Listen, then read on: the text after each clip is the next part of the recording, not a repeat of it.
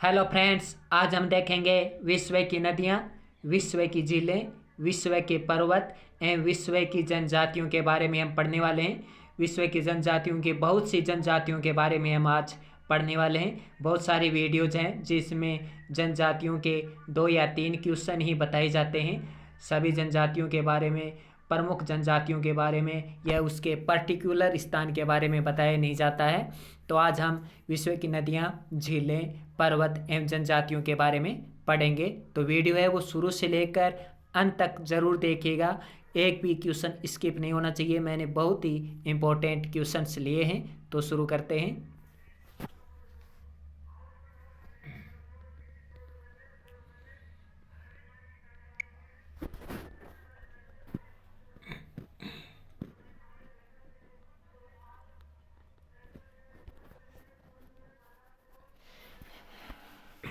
विश्व की नदियाँ, विश्व की झीलें, पर्वत एवं जनजातियों के बारे में पढ़ेंगे। नील नदी विक्टोरिया झील से निकलकर भूमध्य सागर में गिरती है। वेरी इंपॉर्टेंट क्वेश्चन, अक्सर एग्जाम में पूछा जाता है। मोस्ट लगा लीजिए इस पे। IMP क्वेश्चन है ये, इंपॉर्टेंट क्वेश्चन कि नील नदी विक्टोरिया झील से निकलती है और भूमध्य सागर में गिरती है। तो नील नदी कहाँ से निकलती है? नील नदी है वो विक्टोरिया झील से निकलकर भूमध्य सागर में गिरती है। नेक्स्ट है अमेजन नदी। अमेजन नदी एंडीज पर्वत श्रेणी से निकलती है। अमेजन नदी एंडीज पर्वत श्रेणी से निकलती है और उत्तरी अटलांटिक सागर में गिरती है। अमेजन नदी एंडीज पर्वत श्रेणी से निकलकर उत्तरी अटलांटिक सागर में गिरती है। एंडीज पर्वत श्रेणी से कहाँ निकलती है? आप सर्च कर लीजिएगा। अमेजन नदी एंडीज पर्वत श्रेणी से निकलती है, यही काफ़ी है। आगे देखिए, यांगत्से नदी। यांगत्से नदी तिब्बत के पठार से निकलती है। याद रखिए, यांगत्से नदी तिब्बत के पठार से निकलती है और पेला सागर में गिरती है। यांगत्से नदी तिब्बत के पठार से निकलती है और पेला सागर में गिरती है। आगे देखिए, मिसिसिपी मिसौरी नदी रॉकी पर्वत के पास इटास्का झील से निकलती है। तो मिसिसिपी मिसौरी नदी रॉकी पर्वत के पास इटास्का झील से निकलती है। RRB ऑनलाइन पिछले एग्जाम्स में पूछा गया क्वेश्चन था कि मिसिसिपी मिसौरी नदी कहाँ से निकलती है, उसमें ऑप्शन था इटास्का झील। तो इटास्का झील आपको ज़रूर याद रखना है। तो मिसिसिपी मिसौरी नदी रॉकी पर्वत के पास इटास्का झील से निकलती है और मेक्सिको की खाड़ी में गिरती है। तो मिसिसिपी मिसौरी नदी रॉकी पर्वत के पास इटास्का झील से निकलकर मेक्सिको की खाड़ी में गिरती है। नेक्स्ट देखिए,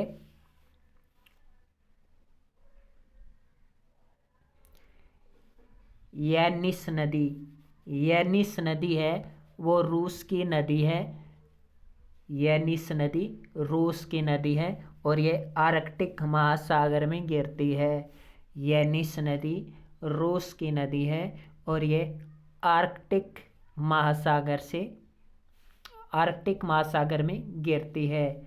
वहीं विस्तुला तथा ओडर नदी ये बाल्टिक सागर में गिरने वाली नदियां हैं। तो विस्तुला तथा ओडर नदी है वो बाल्टिक सागर में गिरती है। याद कैसे रखें? विस्तुला से हमने ले लिया, तो विस्तुला से हमने ले लिया विष और ऑर्डर से ले लिया हमने, ऑर्डर से हमने ले लिया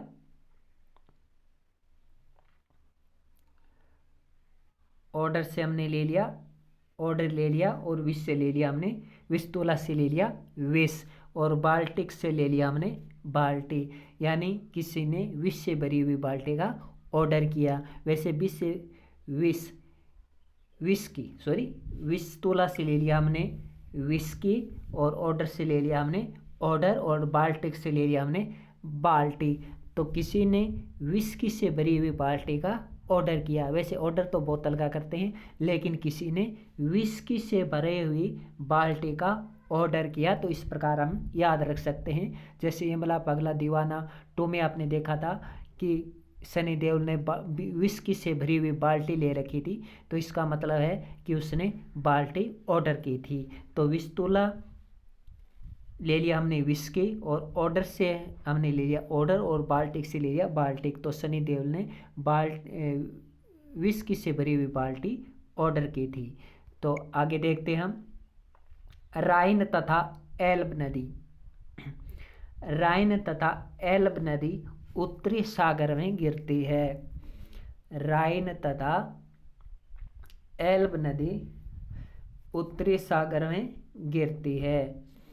आगे देखिए लिम्पोपो तथा जाम्बेजी नदी हिंद महासागर में गिरती है। राइन तथा एल्ब नदी उत्तरी सागर में गिरती है तथा लिम्पोपो तथा जाम्बेजी नदी हिंद महासागर में गिरती है।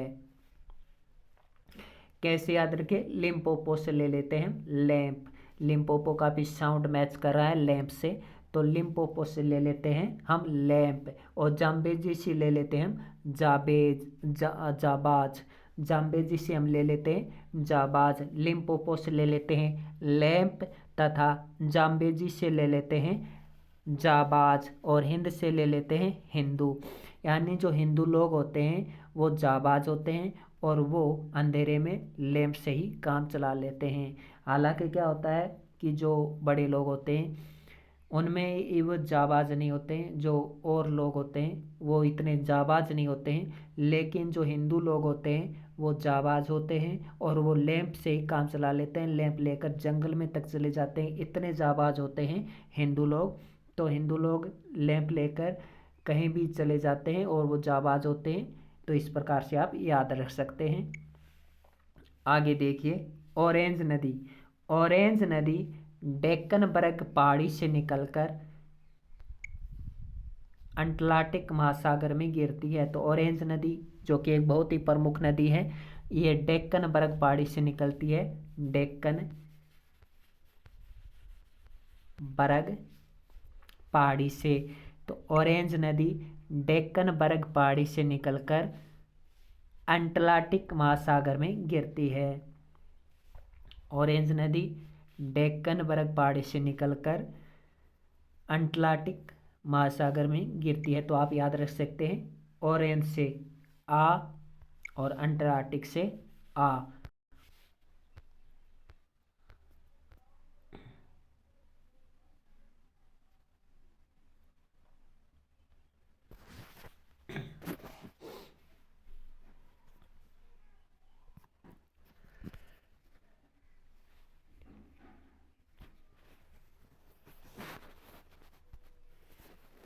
आगे देखिए कांगो नदी।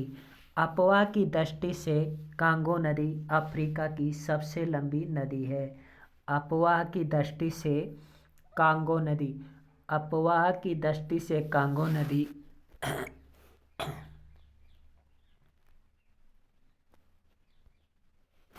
अपवा की दृष्टि से कांगो नदी अफ्रीका की सबसे लंबी नदी है। अगला देखिए नीली नील नदी का उद्गम इथोपिया की ताना झील से होता है।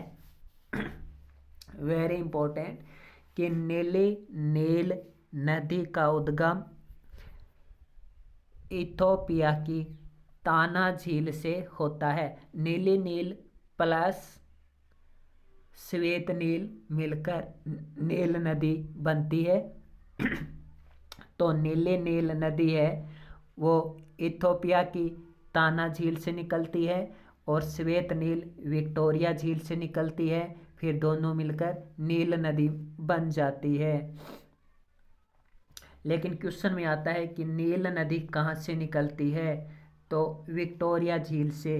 लेकिन ये बात सही नहीं है, क्योंकि इन दोनों नदियों के मिलने से नील नदी बनती है। तो इसका मतलब नील नदी तो कहीं से निकलती ही नहीं है।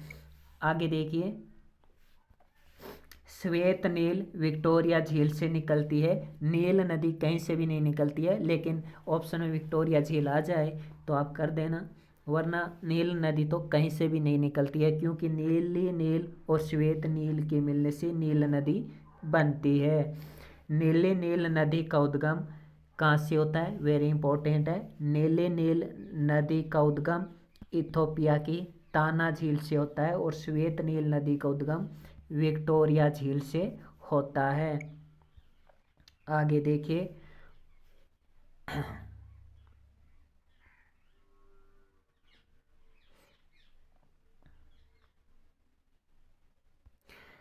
ऑरेंज नदी। ऑरेंज नदी दक्षिण अफ्रीका की सबसे लंबी नदी है। तो दक्षिण अफ्रीका की सबसे लंबी नदी कौन सी है, ऑरेंज नदी। क्वेश्चन एक तथ्य है, फैक्ट एकदम सत्य है कि ऑरेंज नदी दक्षिण अफ्रीका की सबसे लंबी नदी है। आप किसी भी साइट से सर्च कर लीजिएगा, कितनी भी साइट हैं उन सभी साइट से चाहे सर्च कर लीजिएगा, ऑरेंज नदी आंसर मिलेगा। ऑरेंज नदी दक्षिण अफ्रीका की सबसे लंबी नदी है। डैन्यूब नदी ब्लैक फॉरेस्ट से निकलती है। डैन्यूब नदी ब्लैक फॉरेस्ट से निकलती है।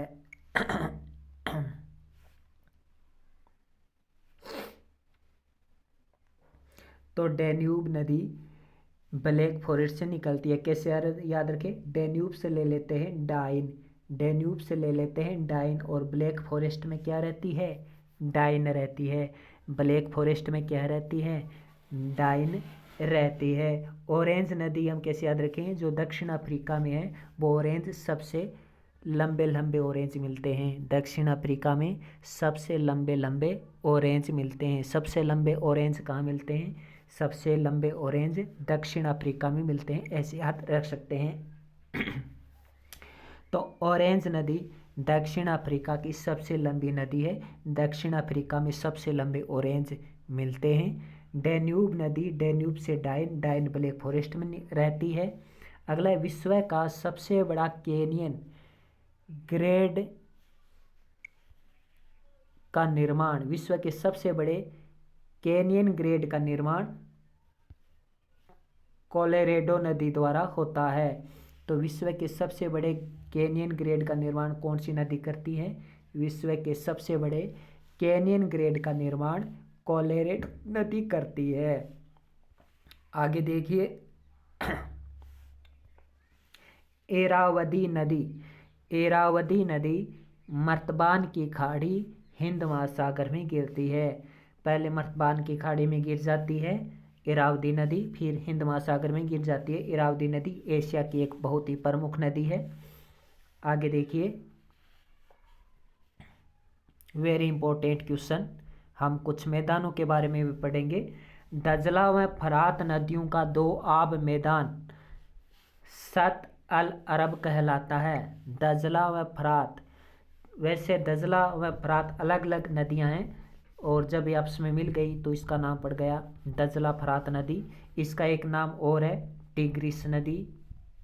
इसका तीसरा नाम है यूफ्रेट्स नदी, यूफ्रेट्स नदी। तो ये तीन तीन नाम है इस नदी के। दजला फरात नदियों का दो आब मैदान सत अल अरब का मैदान कहलाता है। दजला व फरात नदियों का दो आब मैदान सत अल अरब का मैदान कहलाता है।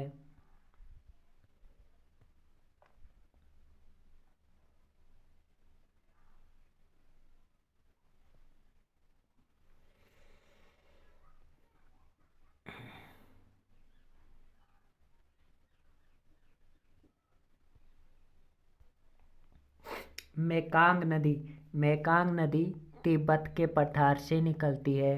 मेकांग नदी तिब्बत के पठार से निकलती है।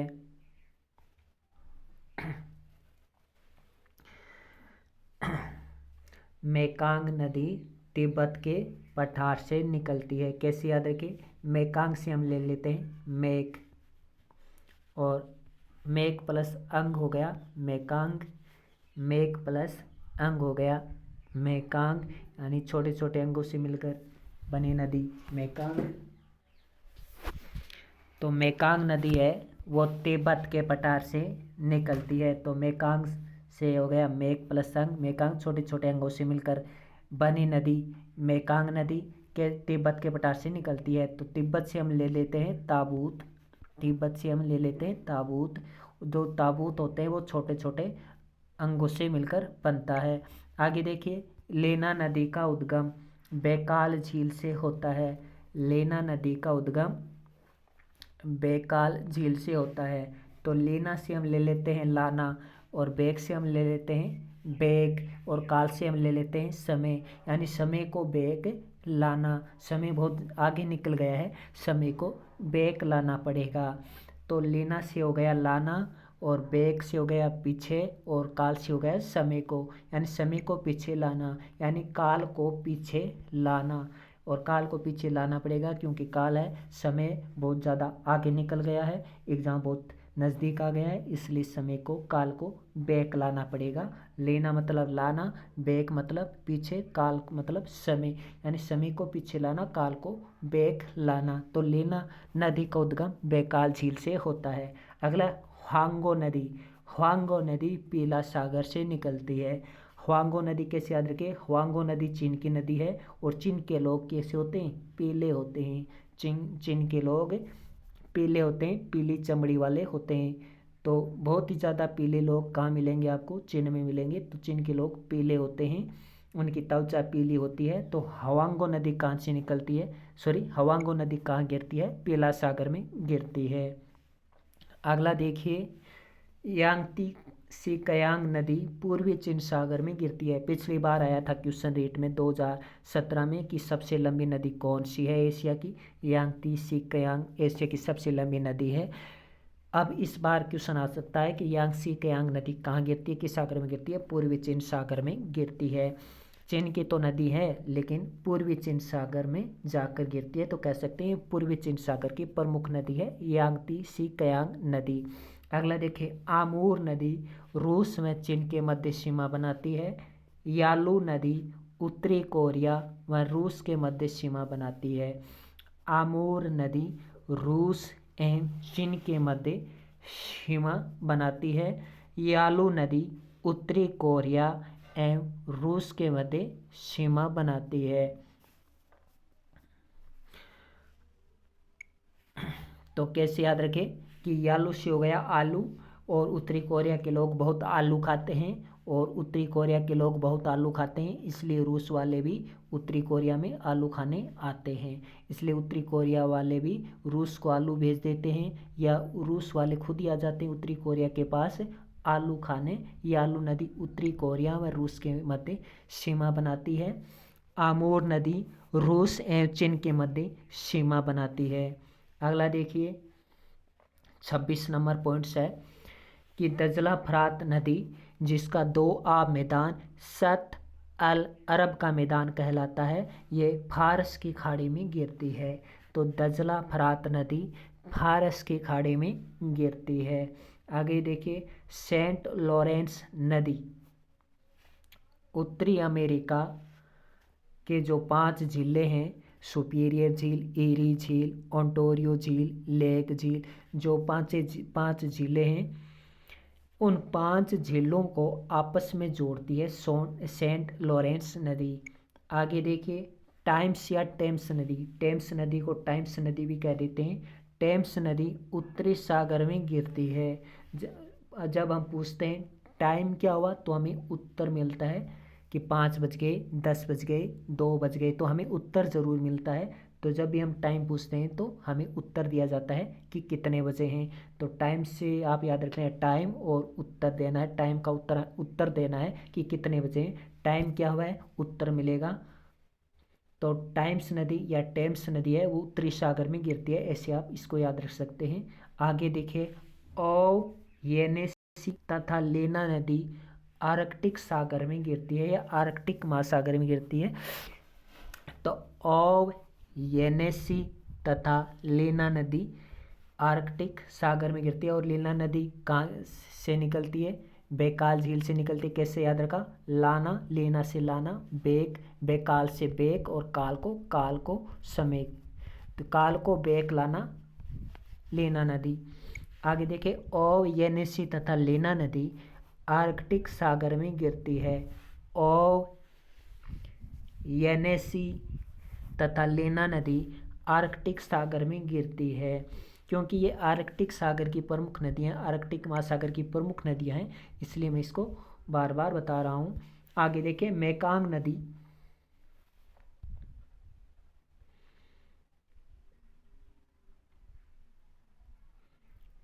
मेकांग नदी दक्षिणी पूर्वी एशिया की सबसे लंबी नदी है। एशिया की सबसे लंबी नदी कौन सी है? यांगत्से कियांग नदी है। एशिया की तो सबसे लंबी नदी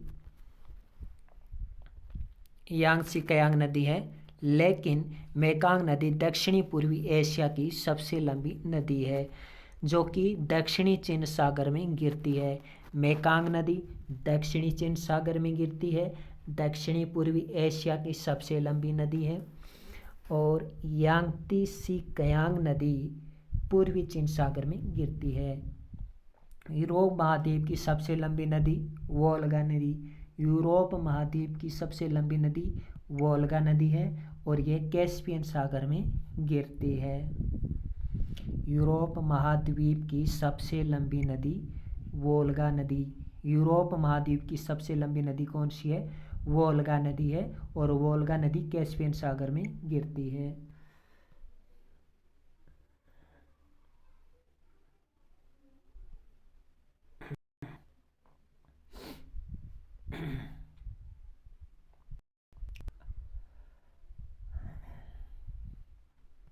अगला है मेकांग नदी। मेकांग नदी दक्षिणी पूर्वी एशिया की गंगा कहलाती है। मेकांग नदी को दक्षिणी पूर्वी एशिया की गंगा कहा जाता है। अगला है रियो ग्रांडे नदी। रियो ग्रांडे नदी है वो यूएसए तथा मेक्सिको की सीमा बनाती है। रियो ग्रांडे नदी यूएसए और मेक्सिको की सीमा बनाती है। मेकांग नदी को दक्षिणी पूर्वी एशिया की गंगा कहा जाता है। और राइन नदी को यूरोप का मेरुदंड कहा जाता है। यूरोप की बहुत ही प्रमुख नदी है, बहुत ही जो सामान ले जाया जाता है, व्यापार किया जाता है इस नदी द्वारा, तो राइन नदी को यूरोप का मेरुदंड कहा जाता है। चीन की सीन नदी, जो कि एक फ्रांस की नदी है, सीन नदी जो कि एक फ्रांस की नदी है, वो इंग्लिश चैनल में गिरती है। सीन नाम ही इंग्लिश में देखिए सीन, और इसलिए इंग्लिश में गिरती है, ऐसे याद रख सकते हैं। यूराल तथा वोल्गा नदी कैस्पियन सागर में गिरती है। यूराल तथा वोल्गा नदी कैस्पियन सागर में गिरती है।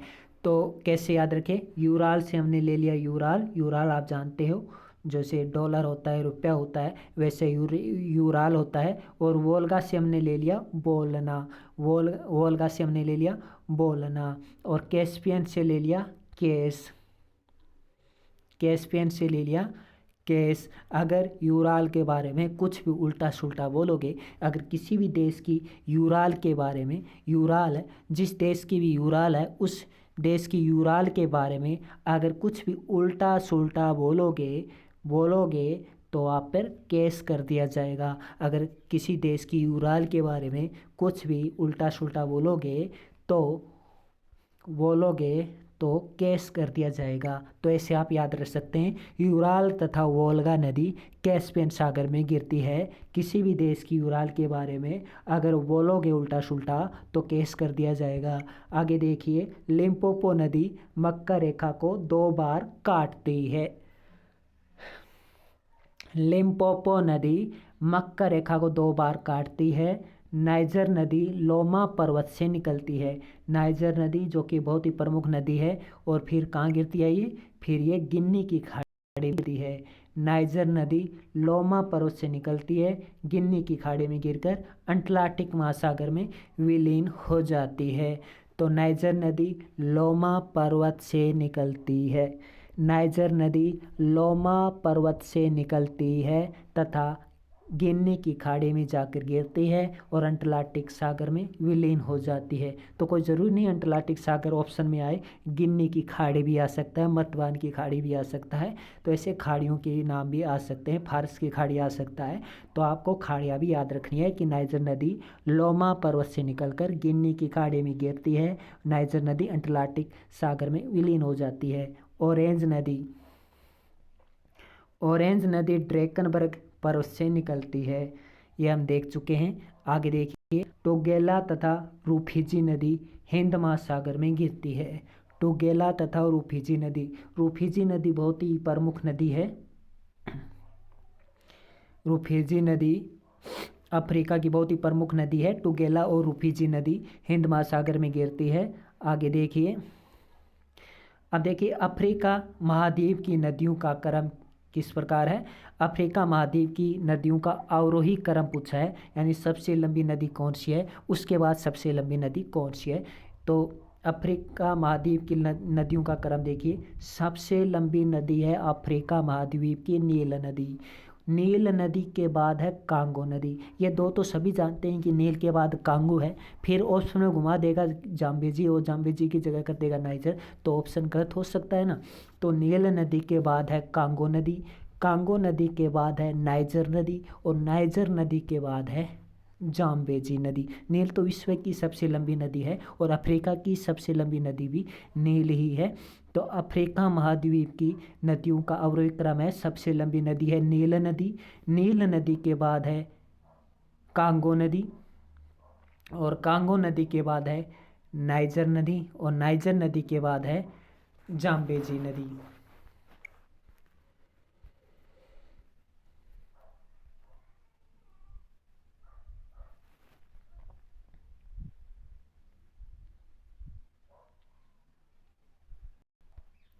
आगे देखिए, पराना पराना पराग्वे तथा उरुग्वे नदी ब्राज़ील के पठार से निकलती है और अंटार्कटिक सागर में गिरती है।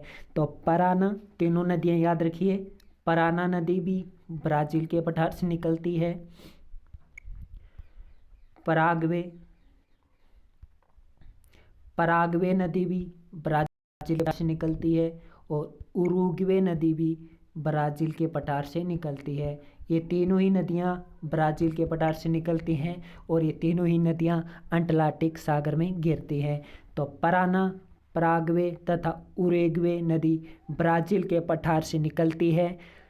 पराना, पराग्वे तथा उरुग्वे नदी ब्राज़ील के पठार से निकलती है और अंटार्कटिक सागर में गिरती है। आगे देखिए, ओरिनिको नदी या ओरिनिको नदी भी आ जाता है नाम। ओरिनिको नदी है एंडीज पर्वत श्रेणी से निकलकर अंटार्कटिक महासागर में गिरती है। तो ओरिनिको नदी एंडीज पर्वत से निकलकर अंटार्कटिक महासागर में गिरती है।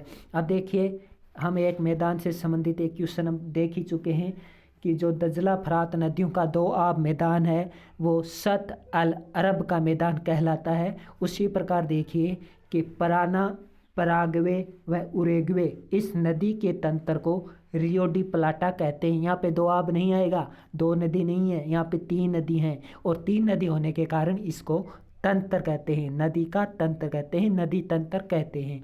तो पराना, पराग्वे व उरुग्वे नदी के तंत्र को रियो डी प्लाटा कहते हैं। अब देखिए तीसरा क्वेश्चन देखिए, तीसरा मैदान देखिए, मरे व डार्लिंग नदी के बेसिन क्षेत्र को या दोआ मैदान को रेवेरिना कहते हैं।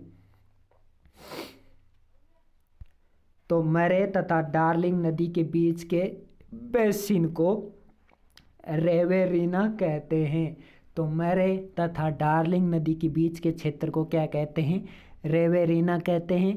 पराना, पराग्वे, उरुग्वे नदी के तंत्र को रियो डी प्लाटा कहते हैं। दजला फरात नदियों के दोआ मैदान को सत अल अरब का मैदान कहते हैं। तो ये तीनों ही मैदान बहुत ही इम्पोर्टेंट हैं, याद रखिए एग्जाम की दृष्टि से। अगला है रियो ग्रांड नदी। रियो ग्रांड नदी मेक्सिको की खाड़ी में गिरती है। रियो ग्रांड नदी है मेक्सिको की खाड़ी में गिरती है। रियो ग्रांड नदी मेक्सिको की खाड़ी में गिरती है। आगे देखिए, ग्रेट स्लेव नदी हडसन की खाड़ी में गिरती है। ग्रेट स्लेव नदी, ग्रेट स्लेव नदी, तो ग्रेट स्लेव नदी हडसन की खाड़ी में गिरती है। चर्चिल नदी हडसन की खाड़ी में गिरती है। तो ग्रेट स्लेव नदी तथा चर्चिल नदी हडसन की खाड़ी में गिरती हैं। ग्रेट स्लेव नदी तथा चर्चिल नदी हडसन की खाड़ी में गिरती है। रियो ग्रांड नदी मेक्सिको की खाड़ी में गिरती है। रियो ग्रांड नदी मेक्सिको की खाड़ी में गिरती है। ग्रेट स्लेव तथा चर्चिल नदी हडसन की खाड़ी में गिरती है। आगे देखिए, ओहियो नदी, ओहियो नदी कैलिफोर्निया की खाड़ी में गिरती है। कोलंबिया नदी प्रशांत महासागर में गिरती है। तो ओहियो नदी कैलिफोर्निया की खाड़ी में गिरती है। कोलंबिया नदी प्रशांत महासागर में गिरती है। ओहियो नदी कैलिफोर्निया की खाड़ी में गिरती है। आगे देखिए, सिकियांग नदी यूनान के पठार से निकलकर दक्षिणी चीन सागर में गिरती है। तो सिकियांग नदी एक है यांगती सिकियांग नदी जो कि पूर्वी चीन सागर में गिरती है। एक है सिकियांग नदी जो कि दक्षिणी चीन सागर में गिरती है। तो सिकियांग नदी यूनान के पठार से निकलती है और दक्षिणी चीन सागर में गिरती है। जॉर्डन नदी मृत सागर में गिरती है। जॉर्डन नदी, ये क्वेश्चन तो कई बार पूछा गया है जॉर्डन नदी का, KVS, LDC, RRB, कई एग्जाम्स में, फॉरेस्ट गार्ड, कई एग्जाम्स में पूछा गया है कि जॉर्डन नदी कहाँ गिरती है, मृत सागर में गिरती है। और सिकियांग नदी यूनान के पठार से निकलकर, सिकियांग नदी यूनान के पठार से निकलकर दक्षिणी चीन सागर में गिरती है। कोलंबिया नदी प्रशांत महासागर में गिरती है। ओहियो नदी कैलिफोर्निया की खाड़ी में गिरती है। चर्चिल तथा ग्रेट स्लेव नदी हडसन की खाड़ी में गिरती है। रियो ग्रांड नदी मेक्सिको की खाड़ी में गिरती है।